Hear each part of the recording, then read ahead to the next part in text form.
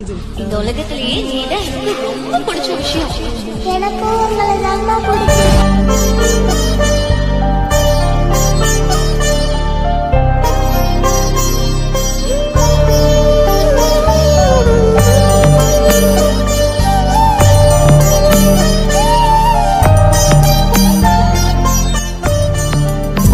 கண்ணில் நீரும் வந்தால் என் நெஞ்சில் பாரம் வந்தால் சாய்வேனையும் தோடிலே